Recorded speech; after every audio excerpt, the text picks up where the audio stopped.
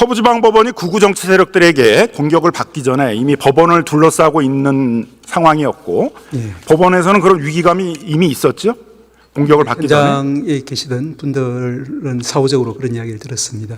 근데 그거에 대해서 정광훈 목사와 같은 극우 정치 세력들이 영장 집행에 대항하는 행위가 저항권 행사다 이런 주장으로 이제 정당화 시키려고 하고 있는데, 저항권 행사다라고 하는 것들은 예를 들면 이제 그런 그 독재 권력이 유신헌법과 같이 이제 뭐 선거를 해서 그걸 바꿀 수 있는 방법 같은 게 없는 상태 속에서 그런 독재 권력에 저항하는 행위 같은 거는 저항권 행사라고 할 수 있겠지만, 법원의 영장에 대항하는 행위를 저항권 행사라고 할 수는 없는 거 아니겠어요? 예, 조금 전에도 말씀드린 것처럼 법치주의의 본류라고 할 수 있는 사법제도를 갖다가 비헌법적인, 반헌법적인 그런 방법으로 이제 뒤집는 그런 부분은 저항권 행사라고 도저히 볼 수 없다는 것이 저희들 입장입니다.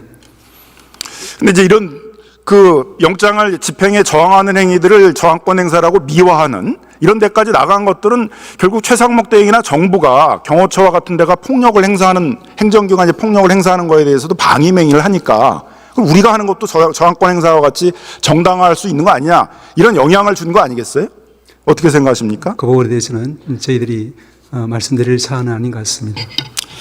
자, 우리 법원행정참여장님도 뭐 헌법 공부해 보셨을 테니까 우리 헌법에 방어적 민주주의라는 개념이 녹아 들어가 있죠. 특히 대통령의 헌법 수호모 같은 것들이 그런 민주적 질서가 독재 권력의 등장을 통해 가지고 파괴될 우려가 있을 때 그걸 방어하라, 막으라, 그런 차원에서 헌법 수호 의무도 있고 그런 것이죠. 들어본 적이 있습니다. 네. 또 실제로 2차 세계대전 이후에 독일이나 프랑스 같은 유럽 국가들은 그런 나치의 독재를 경험했고, 그 나치의 그 독재 상황 속에서 유대인 학살 같은 것도 있었기 때문에 나치를 찬양하거나 민주주의를 방해하는 그런 헤이트 스피치, 혐오, 정치 선동에 대해서는 적극적으로 대응하고 있는 것도 사실이죠. 공제의 사실입니다.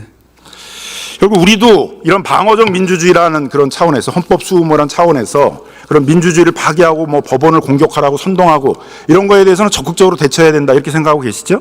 거기에 대해서는 이견 없이 전 헌법기관 종사자들이 한마음으로 거기에 대한 조치를 취해 줄 필요가 있다 생각합니다. 최상목 대행이 지금 경호처와 같은 행정기관들이 무기를 휴대하고 영장 집행을 방해하고 있는데, 이런 거는 헌법에 있는 대통령의 헌법 수호 의무, 그런 민주주의를 수호해야 될 의무들을 좀 망각한 것이라고 봐야 되지 않겠어요? 직무대행의 처신이나 조치에 대해서는 제가 말씀드리기는 적절치 않은 것 같습니다. 대통령이 그런 영장 집행을 방해하는 행위들을 방임하고 있는데 그게 아무 문제가 없어요? 저는 그 맥락에 대해서 제가 말씀드릴 사안은 아닌 것 같습니다. 자, 법무부 차관 좀 나와주시죠. 예, 화면을 좀 띄워주세요.